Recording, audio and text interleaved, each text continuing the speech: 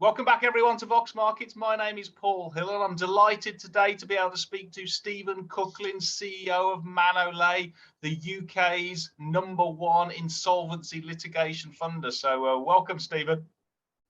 Good afternoon, Paul. Good to speak to you.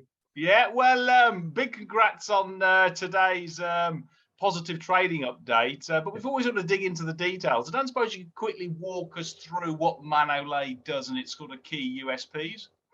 Yeah, sure. So in simple terms, Manole really buys only UK insolvency litigation claims.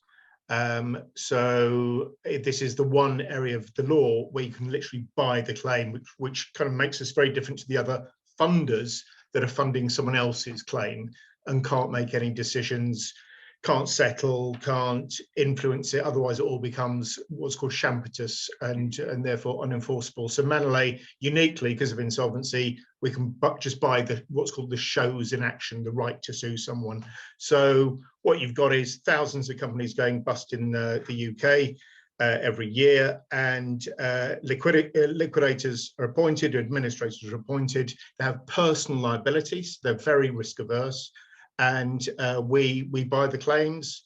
If we get something out of it, we get our cost back first and then split things roughly 50-50 with the creditors of that bus company and with Manole. So in broad terms, that's how it works.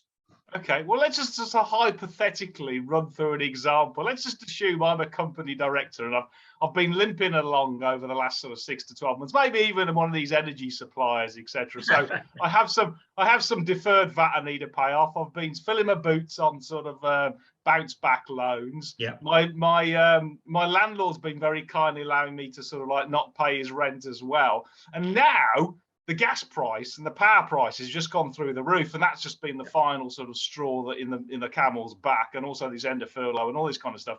And I just see, well, okay, I'm a company director. If I carry on, I'm going to be, basically trading insolvency. So I decide actually, going forward for the next 6 months, I can't see how we're going to get out of this. So I put it into a sort of like a creditor voluntary liquidation and appoint an insolvency practitioner. Yep. What happens then in terms of how does Manole then get involved? Brilliant. So liquidator gets appointed, and it has to be one of the UK's regulated authorised liquidators. Only about 2,000 of them in the UK. So you can't just get some finance professional. It's got to be a regulated insolvency practitioner. So they get appointed. They effectively take over the management of the business. As I said, it's not PwC or Begbie's who are the liquidator. It is an individual. So hence the risk averse, understandable risk averse nature of what's going on here. And what they've got to do is follow the standard operating practices of that are laid down by the regulators. And the number 2 of those, SIP2 it's called, says that they have to investigate the company and the director. What's gone on, why has it gone bust? Are there any questionable transactions? And then really that's where both the Companies Act and the Insolvency Act kick in, the Insolvency Act 1986, because the office holder, liquidator, has got incredible powers to look back 2 years on some claims, 6 years on other claims, unlimited period time on other claims. And these are basically to unravel and unwind a whole series of misfeasant transactions that took place. So let's just take an example. So Paul, we're going to pick on you today, apologies. So let's say kind of 6 months before the company, until you got the liquidator in, it was obviously, as you said, the writings on the wall, but your mother had lent you £100,000 to set this company up in the first place. Yeah. You'd never paid her back. You've only got, let's say, a couple of £100,000 left in the bank account. You've got loads of creditors, including the VAT man, as you rightly said. Very often HMRC are the biggest creditor. But what you do is pay your mum because she's your mum. Yeah. Ethically, morally, we all get that. But you've just broken rule number 1, is treating all creditors equally. That company money, the £200,000 left in the company, should go pari passu to all the creditors of the business, the bank, HMRC, etc., etc. Yeah. So you've just been not only misfeasant by preferring your mother, you've also under the Insolvency Act, you've done a preferential transaction. So, and also, I may have paid a dividend as well to myself. Absolutely, and clearly, even if there were historic reserves, you know full well it's loss-making as you're currently going along. You've got to look to the future as well. You know that that's an illegal, unlawful dividend is the correct terminology, and that under strict liability has to come back. So we've got two bites of the cherry, I'm afraid, on the Hill family. We can either go after your mother for the 100,000, and if we can't shake her down for the 100,000, or not all of it, we can then come to you personally for the misfeasant part of that. Okay. So just step it. How long does it take to sort of settle this? So let's just say, right, I'm a bit of a sort of like argumentative type, which is not far from the truth. and you say, right, okay, Paul's a bit dodge. Let's investigate him, and there's a case against him here. How would that sort of like play out? Sort of like getting to court, not getting to court, out of court settlement, and how would the creditors? Let's say, for instance, HMRC, I've been, say, filling my boots on all of these bounce back loans. Yeah. And I mean, they would be obviously wanting some money back. The landlord would be desperate for some money because he would be, and the bank as well, maybe would want some cash because they can see if the HMRC gets all the money, then they're going to get zero. Yep, absolutely. So before we came along, what the only option the insolvency practitioner had was to find a lawyer who would work on a no-win, no-fee basis. You've given all the money to your mother, the rest of it you paid in that illegal dividend. There's nothing left. So their only choice, work with the lawyer who wouldn't charge anything, but would charge double if they were successful. Now, let's say they looked at your mother, looked at you, and they said, oh, he's got some nice equity in his property. In fact, his mother's got no mortgage left on her property. That all got paid off. They're going to think, well, actually, this is a juicy payday. So there's no massive incentive for those professionals to settle the case particularly quickly. Because actually, the longer they run it, the more they can bill fees, the more they do double up. They know you've got to pay in the end. These are very straightforward claims. Yeah. So they are not really aligned with the creditors. So the creditors obviously end up with nothing if it all disappears in professional fees. So Manole, I think, has been very well respected by the government and the regulators, because we've come along and said, look, we'll only get a share of the net proceeds, and a lot of people miss this point. So we come along, we'd pay, let's say, £5,000 up front, so at least the insolvency practitioner's got his old costs covered. That's fair. We then pay some lawyers' fees and say, look, we've bought this, you didn't take that money off us, Mrs. Hill and Paul Hill. It's not we have no personal argument with you. We're here for a commercial settlement. And there's very much, when our lawyers write letters, when we talk to the other side, commerciality is to the fore. So we tend to not go to trial. So less than 3% of our cases ever go to trial. Most of them end up in a mediation where we literally sit in a room, sit on a Zoom meeting, and we have a sensible, grown-up business discussion. Paul, you may say, look, it's arguable whether the company was going to go bust. You know, gas prices change every day. Our options might have swung back. So, Mr. Cooklin, you can't say, Mr. Manole, that all of that was wrongful trading, and therefore, there are always arguments. So we tend to do a deal at that stage. We'll respect those arguments. Say, well, look, Paul, we can either settle something commercially now, let's say 60 grand, or we can run all the way to trial. It'll cost us a whole load of money, but we know you've got assets to pay our costs if we win.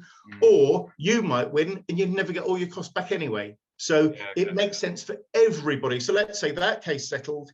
We'd paid, let's say, 5 grand up front, 5 grand on legal fees, because it all happens very quickly. Our average completion time is 11 months, but these smaller cases tend to settle within 4 months. So let's say our legal costs are just £5,000. That'd be quite typical. So we've got a net proceeds there of 50. We'd get our costs back first, the 2 lots of 5, 10 to us, then 25. So we've got 35 grand back off the 10 grand outlay, and the creditors have got 25 25,000. The IP's got his 5 grand. He can still bill into that 25,000. He might have supported us on some financial work, but at least the creditors get, let's say, 30 pence in the pound, 40 pence a pound, not a penny in the pound, or in fact nothing in the pound, as was the case before. Okay, so I actually see just on your trading update, the average time to get to these sort of completions is it? Am I correctly reading? It's about 11 months, is it, or something like that? That's right. Which in the world of litigation is unheard of. Right. You know, it's usually years and years and years just to get a court date, and then the trial can last months and months, and then the judgment, you can be waiting best part of a year or more for the judgment. Then it can be appealed, Paul. But that is not our world. That is the world of other litigation funders who are not in control of the litigation because they don't own it. Okay, and then how long does it take to, once you've actually agreed an out-of-court settlement, let's just say I don't want to spend the rest of my life in jail, so I agree to one after 11 months, let's say, a bit of badgering and this sort of stuff. How long would I then get to actually, on average, to pay that off? Very good. It does vary. Most of the smaller cases are usually paid very, very quickly, 21 days, boom, you're done. The bigger ones, particularly against individuals, let's say it's into £500,000, usually 2 or 3 directors, let's say we're up against it, they can probably raise £200,000 of their equity, remortgage their properties pretty quickly, so a couple of months, but then the rest, they need, let's say, another 9 months to pay us off. That would be a kind of typical cash profile. So let's, on average, about a year, let's say, on those, but with a lot of short ones on the smaller things. You've then got the bigger cases that do take longer, but the returns, the money multiple returns on those are really quite stratospheric. They're kind of 5, 10, 15 times our money. And so even though it's kind of a longer fight, usually 2 years, they're bigger companies. So we had a case with Cobham that was, I can talk about this, it was in the press, it's settled. And obviously Cobham is Cobham, well, was Cobham. Yeah. They got plenty of money, insurers involved as well, and we were settled out very quickly on that. And where insurance companies are involved, we get paid very, very quickly indeed. So that all, when you look at the almost 400 cases that we've completed now, you look at the stats on all of those, that it averages out a year, 11 months to complete the case legally, and then the same again to collect in the cash. Okay, let's just go back to the example. I'm this company director, yeah? Yep. Now, I say I've been limping along for 6 to 12 months, but the reason why I haven't actually put it into insolvency or voluntary is simply because the government has allowed me not to, because I've had this creditor protection. It stopped my landlord sort of like taking me to demanding his money and the bank demanding his money, because I think the government set that up in June of last year, and it's only now rolling off on the 1st of October. It's only just really kicked in this month. So now that's actually forced me into it. How's that planned out for Manole in terms of the COVID and now what it sees going forward? Yeah, great question. So June 2020, Corporate Insolvency and Governance Act came in, which this kind of almost wartime legislation to say effectively very, very difficult to put companies into insolvency. No winding up petitions, you can use COVID as a reasonable excuse. So the number of insolvencies in the UK corporately went down about 40%, 35, 40%. Our numbers were almost identical to that as well. So we went through a rough patch. But interestingly, 4 months ago, the biggest part of the market is what's called the creditors' voluntary liquidations. Yeah. And they started already popping back up to pre-pandemic levels, about 1,000 a month. And then, as you rightly say, last Friday, 1st of October, all those laws went away. They were only ever temporary measures to protect an extraordinary situation. And we completely understand the government. We think the government did the right thing, quite frankly. So we were still busy. We're still completing a lot of cases. We signed up still a very decent number of cases, but we weren't growing at the very, very fast clip that we were growing before all this kicked off last June. So if I put myself into the IP, the insolvency practitioner position, now that the 1st of October's hit, and it's going to force a lot of company directors to make the choice about whether they're insolvent or not, because they're going to, or should you say, their landlords will be on their back pretty quick. Well, it kind of gets taken out of their hands, Paul. This is the big difference. On the 1st of October, if I'm a creditor or you're a creditor, you can put in a winding up petition. That's the big change. Yeah, okay. And so how will that feed through that wave of sort of pent up not pent up demand, that sort of like backlog of insolvencies which haven't been dealt with over the last 12 to 18 months and now coming through? How's that going to sort of like come through on for Manole?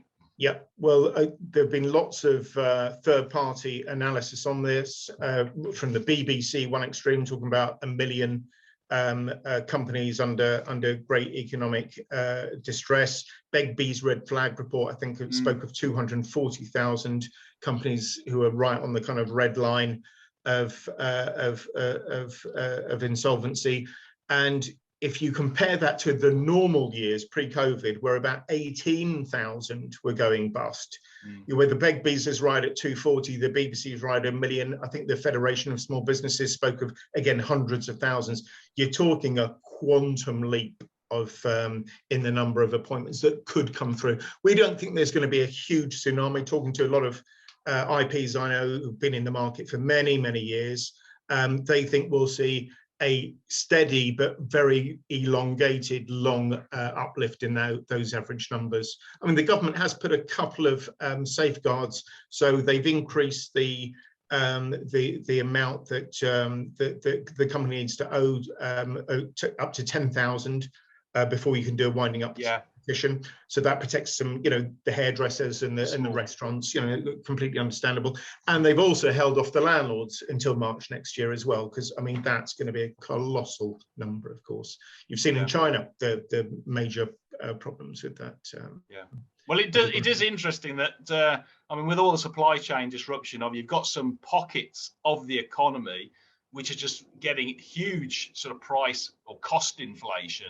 They're not in a position to pass that on to their margins if they're making any margins are decreasing. And also now you're getting demand destruction because of the price increase. And that's obviously the fear of stagflation. And worse than that, you've actually then got your 10-year gilt.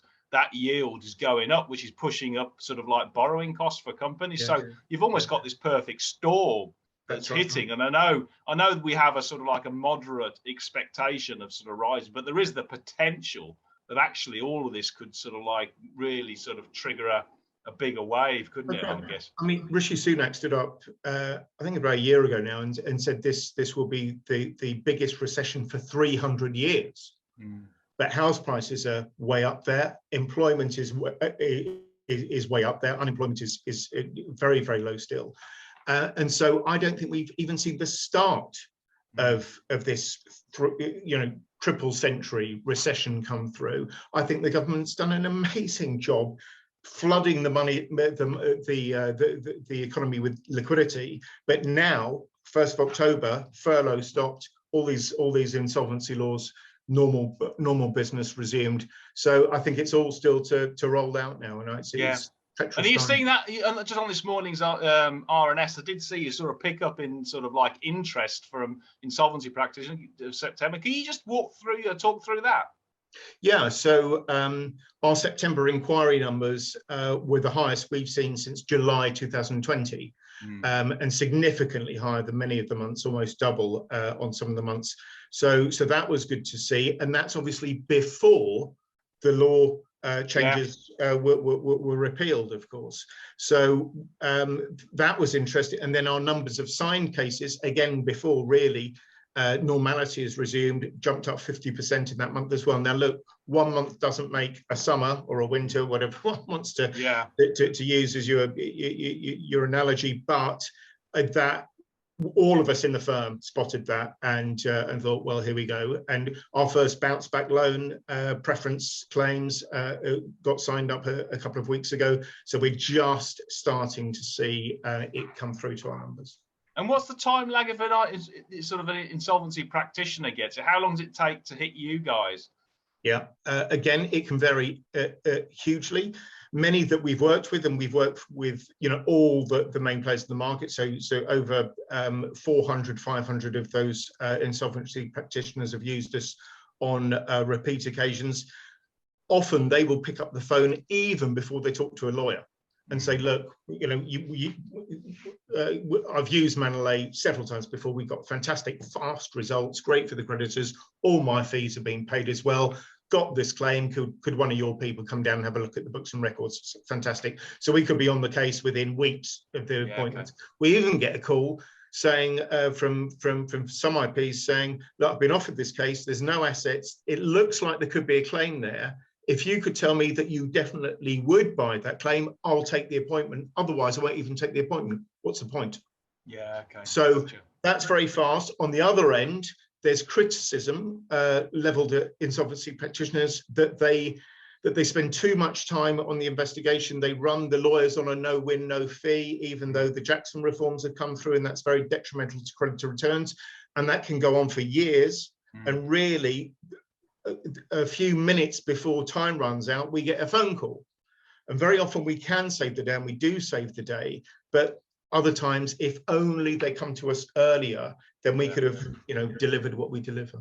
And how big is the actual market? Because I understand it's sort of like they changed the law. Was it 2000? It was a Walton review or something like that. They changed the law in 2000. So this is really still a sort of nascent, a fledgling part of the overall insolvency claim market, isn't it? The third party. Can you just talk through that in terms of the scale? Because you've obviously got this growth in terms of the law change just recently, but also you've got the natural growth of the greater proportion, I presume. That's right, exactly right. So there's about 2,300 claims a year see the light of day in some way, shape, or form, which recovers about £750 million.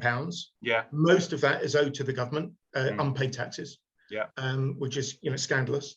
And at the well, let's roll back to those Jackson reforms, 2016. Third-party funding, which is basically Manole, we are by far the biggest player in this. We're about 65% market share. The next is about 3% market share. So of that third-party funding slice, that third-party funding only had 5% of the market back in 2016. It now has 15%, and Manole is 65% of that 15%. But the challenge for all third-party funders, of course, is to convince the insolvency practitioners to jettison the old way of doing it, as many are, but just to embrace the new way and turn the entirety of the market to the much more effective third-party funding way. And I see no reason why Manole shouldn't still be the dominant force in that. And how do you actually decide to take on a claim? Because I did see in your RNS that you're sort of like quite selective. You don't just take on anything. You make sure that it fits your sort of USPs, your skill set, I guess. Yes, we are very selective, but it's a lot easier for us than for the likes of Burford, litigation capital management, because they are operating on a global basis with loads of different jurisdictions and having to get your head around. So they tend to reject about 96% of the claims that come their way. Right. Manole rejects 70% of the claims that come our way. It's a much higher take-on rate, a much more efficient model, but nothing to do with us being, clever or having more money or anything like that. It's just that it's the same 7 UK cases that walk into our door every single day of the week. We've just seen the film run through time and time again. The biggest reason for rejecting the claim is nothing to do with the legal merits of the claim. It first of all goes into our net worth report team. So that's 3 fantastic employees who assess the finances of the potential defendants. Now, if we're dealing with a woman, going back to someone's mother, and very often family members are drawn into SMEs. Let's say the mother lives in a small flat in Newcastle, and she's the one that is on the hook for the 80,000. We won't touch it.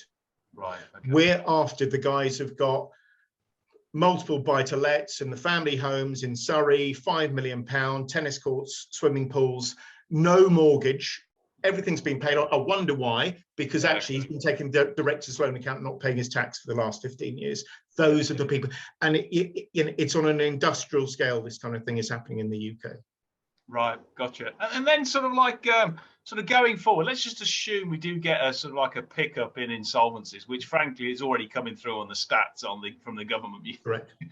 They're higher than they were for, I think it's for creditor voluntary liquidations than they were pre-pandemic. So there's no doubt about it, it's coming through. So let's just assume there is a pickup. How are you going to resource this? Because it could be, if you're the only game in town for this third-party model, and a lot of the insolvency practitioners have basically, they've got their resource constrained, and obviously they're cautious in terms of their risk profiles. how are you going to manage to handle this? Yeah, well, happily, from the IPO back in December 2018, we used that money to roll out a national network of our own in-house lawyers. So from Edinburgh, Newcastle, Leeds, Cambridge, the South Coast, obviously a lot in London, Southwest, Manchester and the Midlands. We've got our own full-time Manole in-house lawyers. Yeah. So we're adding to that base. Every one of them can manage about 30, 40 cases. So we've got capacity at the moment for about 350 cases, currently live 262 cases. So we've got a little bit of growth already in there, but we've got new lawyers coming on stream. Now we've seen the government finally end these temporary measures. I mean, they extended them 3 times, somewhat frustratingly, but we can now see a very clear path. So we've got some fantastic new insolvency litigators joining the team, and every one of those can handle another 30, 40 cases. And they're very, very keen to join because their old job as no-win, no-fee litigators really are becoming somewhat redundant in the market.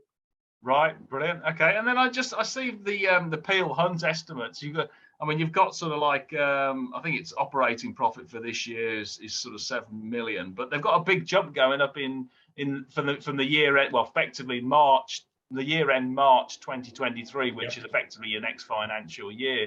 Yep. I mean, that's actually not that far away if you look at it on a two-year view on a growth rate from where you were pre-pandemic. I'm guessing the business is pretty well set to deliver. If it wasn't for COVID, we should have been hitting those 2-year numbers last year, Paul. It was very frustrating, because when you look at the realised profits, they were through the roof. It was just the unrealised pipeline that was obviously very suppressed because the number of cases was going down. So no, we feel very confident in the market estimates indeed. Okay, and when do you actually recognise the revenue? Is it you recognise that you put it into working capital until the case is actually resolved, or when do you start recognising the revenue? So what we've got to do is every reporting period we've got to look at the bank of live cases and put an estimate of what the profit will be or loss will be on that case. Now, I think for a litigation funder whose case is running on for years and years and years, 10 years even in some listed companies, that is a very difficult thing to do, especially if it's in some foreign jurisdiction. You don't know if you're going to get paid. With Manole, it's over in 11 months. So by the time the auditors come in 3 months later and are signing it off, half the book has settled and we know the actual results, and the other half is kind of well on the way to being resolved.